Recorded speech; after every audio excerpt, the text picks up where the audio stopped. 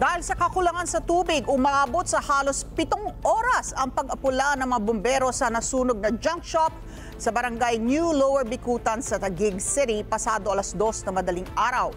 Umabot naman sa 30 fire truck ang nagtulong-tulong sa pag-apula ng apoy kasama pa ang ibang fire volunteers. Jim Tejanos sa balitang niya.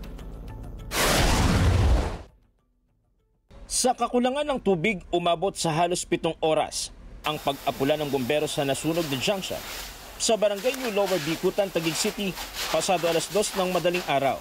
Umabot sa ikatlong alarma ang sunog. Naging pahirapan rin sa mga bumbero ang pag-apula sa apoy. Lalo't ang karaniwang nakaimbak dito, mga plastik, sandamakmak na kahon at kahoy. Medyo makapal kasi yung usok and then nakapatong-patong kasi yung mga light materials na nasusunog. Kaya pag nabubuga nila, namamatay and then nagliliyag ulit. Ang pundasyon ng bubong bumigay na makaraang mababad sa apoy.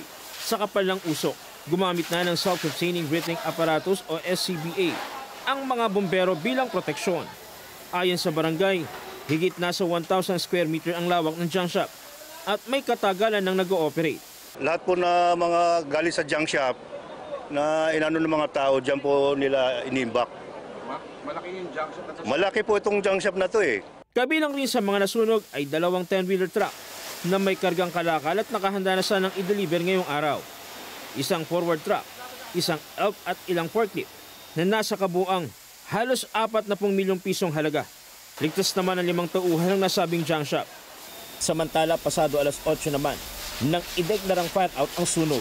Patuloy pa ang ginagawang investigasyon ng BFP ukol sa nangyaring sunog. Jim Tejano, para sa mata ng Agila.